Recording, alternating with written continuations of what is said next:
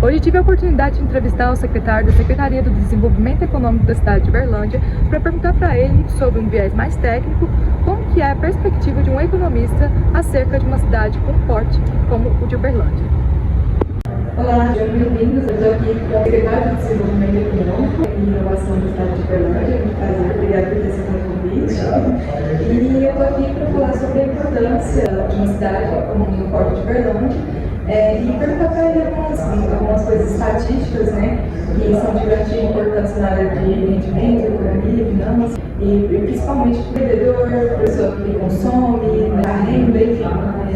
E por isso que eu estou aqui para conversar com eles. Mas, primeiramente, eu gostaria de perguntar para ele, né, diretamente, em sua nova administração, qual que é a importância de estar trabalhando, de ser um secretário de Desenvolvimento Econômico e Inovação para uma cidade de Porto de Uberlândia? A importância ela é grande, né? Porque de origem a cidade já é grande, né? Pelo menos de médio porte. Hoje a gente está cerca de pouco mais de 750 mil habitantes, pelos números do censo, enfim, e é uma responsabilidade grande proporcional ao tamanho da cidade. A gente criou alguns programas aqui dentro das diretorias que foram criadas de desenvolvimento empresarial, que é para ajudar as pequenas empresas, as empresas na sua totalidade, parte de internacionalização e cidades inteligentes, que é também para aprimorar o desempenho da cidade em relação a critérios nacionais e mundiais.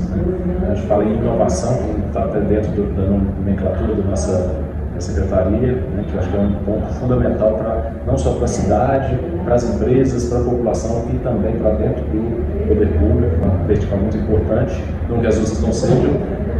Inclusive, a próxima seria a atração de investimentos, né, que a gente está com um desenho aqui, com a tese voltada a captar investimentos para a cidade de Uberlândia, novas empresas vindo para cá. Então, nesses 100 primeiros dias já foram 3 bilhões de investimentos externos no mundo, de empresas fazendo investimento aqui na cidade. E o último, e não menos importante, política pública e desburocratização. A gente trabalhar essa frente também, de apoiar o empreendedor e os processos. Né? Uma vez que você diminui, você agiliza os processos, ficam interessantes para todo mundo, não só para as pessoas que usam, mas para quem trabalha também naquele seu dia a dia. Então, esse é um contexto geral da nossa secretaria, e em cima dessas 5 diretorias a gente tem dentro delas derivado programas e projetos para colocar isso em prática. E segundo a perspectiva do senhor, que é um perfil mais técnico, né, da economia, menos politicagem, né, mais envolvimento na racionalidade da cidade, assim, dentro desse panorama a gente pode ver, né, no IBGE dados bem relevantes, né, a respeito do PIB per capita de Uberlândia, né, que ele só cresce como os dados entregados para nós de 75%, né? E na perspectiva do senhor, por que isso acontece? Pelo menos no mandato anterior, né, do Adão Leão, por que isso acontece?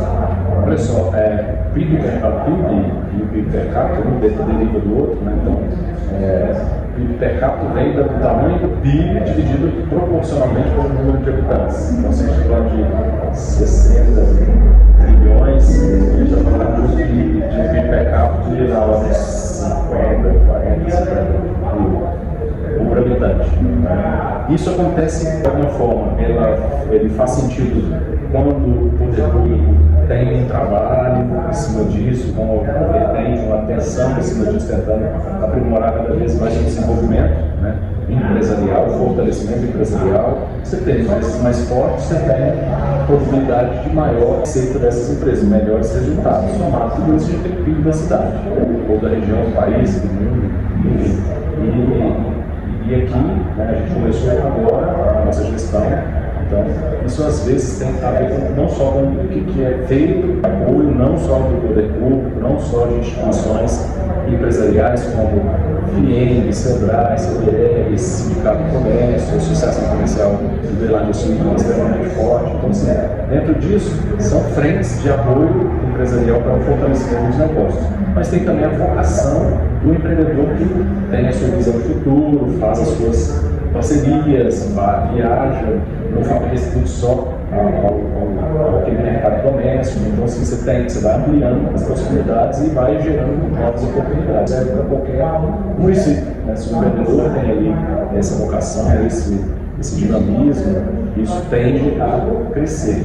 Quanto mais cresce o PIB, mais cresce proporcionalmente o PIB per capita, de próprio nome já fala das pessoas. Você falou sobre o poder público, que é uma parte muito importante, né? Então tem muito a ver também com a renda, com o consumo da população, com a produção do empreendedor, tem muito a ver com isso também. Porque assim, o empreendedor ele abre uma empresa para atender o mercado. Quem é o mercado? A população. Aí depende de qual mercado que ele abre o seu negócio. Tem empresa que abre para atender o bairro, sua rua, o bairro, ou a região sul, leste, oeste, centro, ou às vezes a cidade inteira, ou eu estou falando do Brasil inteiro, porque às vezes meus clientes não estão aqui, estão em outros lugares, ou até no mundo. Pode ser uma empresa tecnológica que eu tenho um produto e presto serviço, vendendo, conectando ou oferecendo questões de forma remota online. E isso abrange tudo. Então, quanto mais eu tenho, independente de onde seja o consumo, mais receita eu tenho, mais contribui para o PIB daquela cidade.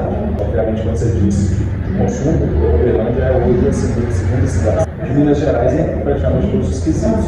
Desde a agricultura, desde a geração de energia, desde a parte de consumo mesmo, de aquisição. Isso contribui exatamente para isso que a gente está falando. Quanto mais consumo você tem, mais forte é o mercado, mais dinamismo vai se ter. Então, dentro de toda essa comparação que a gente fez durante a entrevista, qual que é a visão, nós estamos usando o senhor como economista, para a cidade de Uberlândia futuramente isso pode continuar? Como que é a opinião do senhor, a perspectiva de economista, desde o panorama técnico que é o senhor trabalha? Então, eu vejo assim, Uberlândia está muito bem posicionada economicamente dizendo. Tem algumas referências que são importantes, por exemplo, a localização geográfica fez com que várias indústrias viessem para cá, vários centros de distribuição viessem para cá, isso foi gerando oportunidade para a cadeia como um todo, então os transportadores, os prestadores de serviços nesse segmento como um todo, e lojas de carro, caminhões, oficinas, trabalhadores, enfim, todo esse cenário. Do lado de casa tem o cenário industrial também, porque se a gente tem fábricas, maiores indústrias, da Cargill, da Singenta, da Bung, da Bayer, da Monsanto, da DM, da BRF. Por que eu, que sou uma empresa grande, por que esses caras são todos lá? Deixa eu ver o que o Uberlândia tem para oferecer diferente de outras cidades quando eu vou passar pelo processo de ampliação do meu negócio. Então a gente começa a ver o perfil mais empreendedor ainda, né? Então a partir do momento que isso começa a se tornar realidade, vai reverberando para outros segmentos e a perspectiva é cada vez maior de desenvolvimento. Isso vai atraindo também a população. Então o Uberlândia começa a crescer muito rápido, de certa forma rápida, né?